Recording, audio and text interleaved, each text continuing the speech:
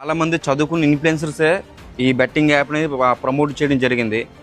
Betting apps promote చేస్తున్నాడని local boy నానిని arrest చేసిన పోలీసులు అంటూ ఇప్పటికే సోషల్ మీడియాలో కథనాలు వినిపిస్తూ ఉన్నాయి. అయితే ఇప్పటి వరకు చాలా మంది సోషల్ మీడియాలో బెట్టింగ్ యాప్స్ ప్రమోట్ చేస్తూ కొన్ని లక్షలు సంపాదించుకున్నారు. మరి వాళ్ళ సంగతి ఏంటి అంటే పెద్ద పెద్ద ఇన్ఫ్లుయెన్సర్స్ కి ఏమనరా? మరి వాళ్ళు చేసేటప్పుడు లేని తప్పు వీళ్ళు చేస్తే ఏమొచ్చింది? అప్పట్లో చాలా మంది సోషల్ మీడియాలో బెట్టింగ్ యాప్స్ పై ఫైటింగ్ చేశారు. కానీ ఆ టైంలో ఎవరు కూడా పట్టించుకోలేదు. ఎందుకంటే గవర్నమెంటే ఇది లీగల్ గా ఇస్తుందంటూ బెట్టింగ్ ఎవరు ఆడకుండా ఉండాలి అంటే గవర్నమెంటే ఈ యాప్స్ ని బ్యాన్ చేస్తే ఎవరు కూడా గేమ్ ఆడరు కదంటూ చాలా మంది ఇన్ఫ్లుయెన్సర్స్ లాజిక్ గా మాట్లాడుతూ కొన్ని లక్షల్ని కొల్లగొడుతున్న బెట్టింగ్ యాప్స్ ని ప్రమోట్ చేస్తూ ఉన్నారు. బెట్టింగ్ యాప్స్ ని ప్రమోట్ చేస్తూ టెలిగ్రామ్ లోకి రండి అంటూ కొన్ని లక్షల మందిని ఎదవలను చేస్తూ ఉన్నారు.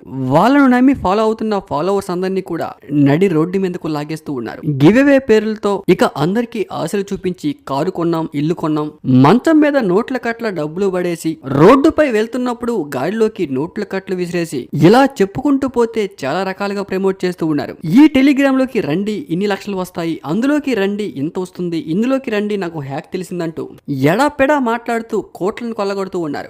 ఇప్పటికే చాలా మంది సోషల్ మీడియా ఇన్ఫ్లుయెన్సర్స్ కొన్ని లక్షలు సంపాదించుకున్నారు.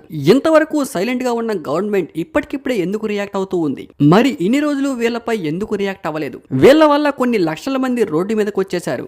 ఎంతో మంది చెల్లి పెళ్లి కోసం దాచుకున్న డబ్బుల్ని బెట్టింగ్ యాప్స్ లో ఆడుకుంటూ తన జీవితాన్ని నాశనం చేసుకుని కొంతమంది తన జీవితాన్నే పణంగా పెట్టి తల్లిదండ్రుల్ని ఇబ్బంది పెట్టే సందర్భాలు ఎన్నో ఉన్నాయి. చాలా మంది పెద్ద పెద్ద ఇన్ఫ్లుయెన్సర్స్ అని చెప్పుకుంటూ తిరుగుతున్నా వాళ్ళందరూ కూడా నేను ల్యాప్టాప్ కొంటున్నా చూడండి, ఇక్కడే ఈ డబ్బుల్ని సంపాదించుకుంటా చూడండి అంటూ జనాల్ని ఎర్రి పప్పల్ని చేస్తున్న వాళ్ళందరిపై వాళ్ళ బ్యాంక్ అకౌంట్లు చెక్ చేసి మరి ఇంతవరకు ఎంత సంపాదించారో అంతా గవర్నమెంట్ కి చెల్లించే విధంగా వాళ్ళ వల్ల ఎంత మంది నష్టపోయారో వాళ్ళందరికీ కూడా మళ్ళీ రిఫండ్ కలిగించేలా అలాంటి చర్యలు తీసుకుంటే అందరూ కూడా పర్ఫెక్ట్ గా ఉంటారంటూ ఇప్పటికే ఆడియన్స్ కామెంట్లు చేస్తూ ఉన్నారు.